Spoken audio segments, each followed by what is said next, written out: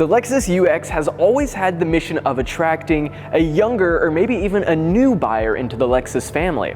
It's the smallest and most affordable model in Lexus's lineup, and this year it now has 15 more horsepower. So let's talk about the new 2025 Lexus UX 300h.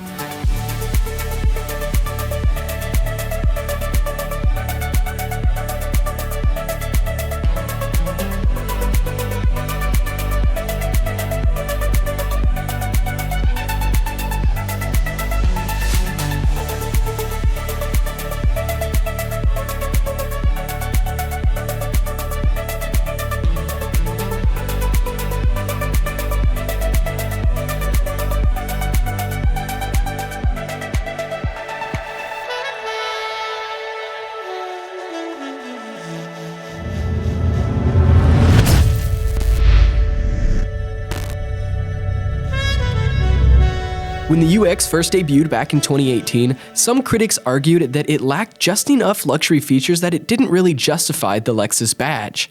However, over the years, Lexus has made some key updates, including hybrid-only powertrains and a more modern infotainment system. For 2025, Lexus has made significant upgrades under the hood, with an enhanced powertrain that promises better performance and efficiency. Alright guys, so taking a look at the exterior, this thing looks absolutely sharp. The paint that we have it in is called ultrasonic blue mica. And under bright lighting like this and under the sunlight, if you look close, you can really see this thing just shine. I really like how it pairs together with the, you either love it or hate it, spindle grille on the front here, because the blacked out grille has a black chrome trim that really just pairs nicely. This being the F Sport, I do like the inclusion of sportier things like the inclusion of black, like the inclusion of functional corner air inlets, very nice. And I really like these sharp signature Lexus projector beam LED headlights. I mean, these things are absolutely sharp. I love the swoosh for the daytime running light, and I like how the character lines kind of just come up through the hood. Very refined. It's very Lexus, and more of those body lines go down the side of the vehicle, but we'll see some more of those in a second. That brings us into our fender flares. So for the F Sport, you're going to get a color matched fender flare, and I think it looks very, very sharp, especially with the F Sport specific 18-inch alloy wheels that you're going to get on this thing. Very, very attractive. Of course, we have our F Sport badging right here to let you and everyone else know that you're rocking with the performance handling package. So as we move down the line, more of those body lines that just look so sharp. Depending on which way the light hits it, it just really feels, again, just refined. For our side mirrors, these are power operated. We have a two-tone paint scheme going on, black on top, blue on the bottom, just like our roof up here, which is also black. We have a nice moonroof, some rails on top, and it just looks, again, I'm gonna say it for a third time, very refined. I like the blacked out B-pillars. I could have gone maybe without the chrome accents around the windows here. I think black would have elevated that performance vibe a little bit more, but nonetheless, it still looks quite sharp.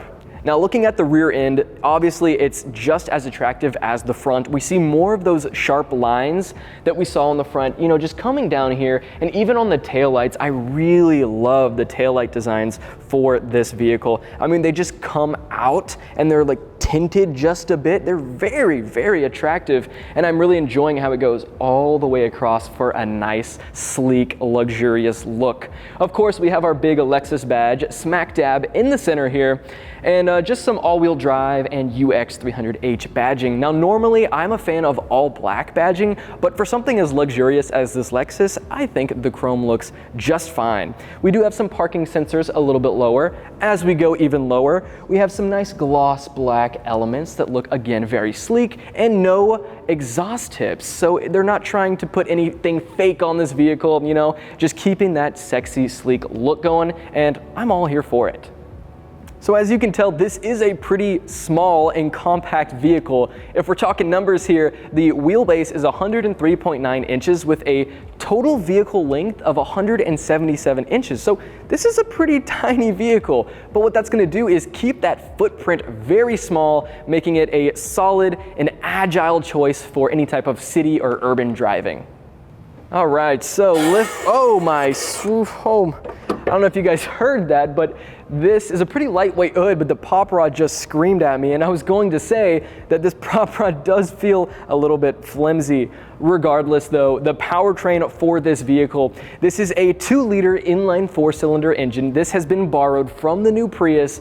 It's making 150 horsepower alone, but it does have 2 electric motors in the front. We got 1 in the rear for the all-wheel drive version, bringing the total vehicle output to 196 horsepower.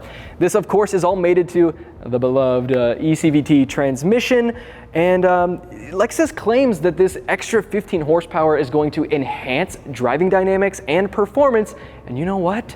I think I agree. You can really feel that extra weight, but we're going to save that for the driving portion. Fuel efficiency is another major highlight. The 2025 UX 300H is now rated at 44 miles per gallon in the city, 40 on the highway, and 42 miles per gallon combined. That's a whopping 3 miles per gallon improvement over last year. Now, thanks to its larger battery and more powerful electric motors, this hybrid is a great option for those looking for an eco-friendly and also fuel-efficient, luxurious SUV. When it comes to the interior, the UX continues to offer a mix of that comfort and luxuriousness that you'd expect from a Lexus.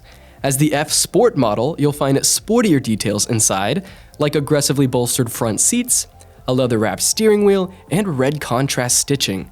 I will say I would have liked to see a little bit more of that red stitching, as it's very subtle for an F Sport. This model has a sport-tuned suspension, but despite the sporty badge, the UX doesn't exactly drive like a sports car. It's more of a comfort-oriented vehicle, ideal for city driving with its small size and agile handling. In regards to headroom, it sits at 35.7 inches in the front, while the rear passengers get 35 inches, which I will say is just a bit tight. Legroom in the front is pretty decent at 42 inches, but the rear is much more cramped at just 33.1 inches. This makes the UX feel more like a luxury hatchback than a true crossover SUV, and it could be a limitation for anyone needing more space in the back. Now, if you're planning on transporting passengers regularly, this could definitely be a deal breaker. Lexus has made sure that the front seats are pretty comfortable, however, with plenty of adjustability and supportive bolstering. This is the kind of vehicle where the front passengers get the best experience, while those in the back, again, may just feel a little bit cramped.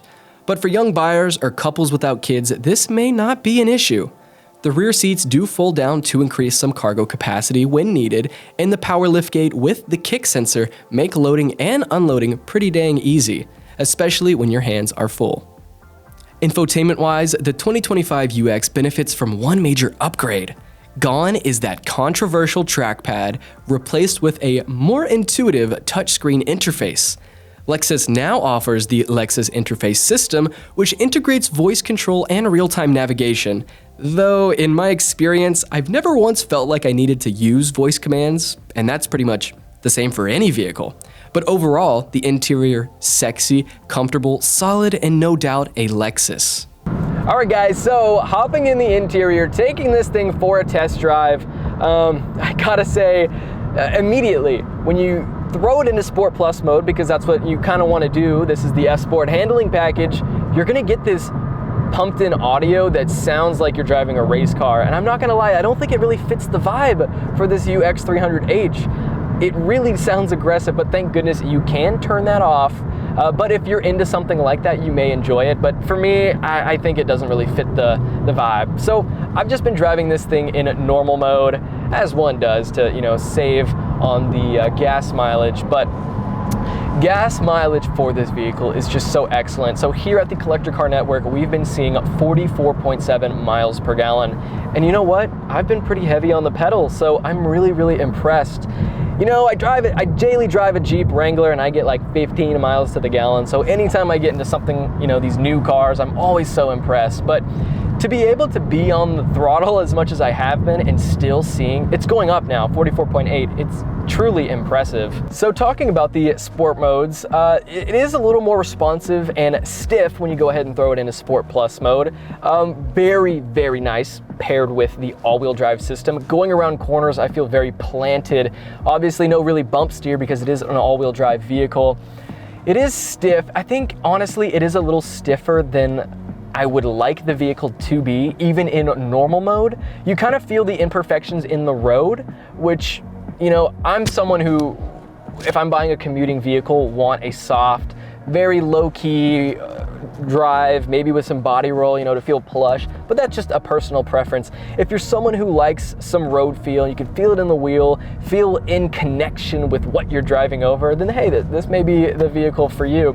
But again, the driving modes, we have Sport Plus, Sport Mode, Normal, and Eco. Now, it's on this like Franken-style switch here, which I think is a little bit weird.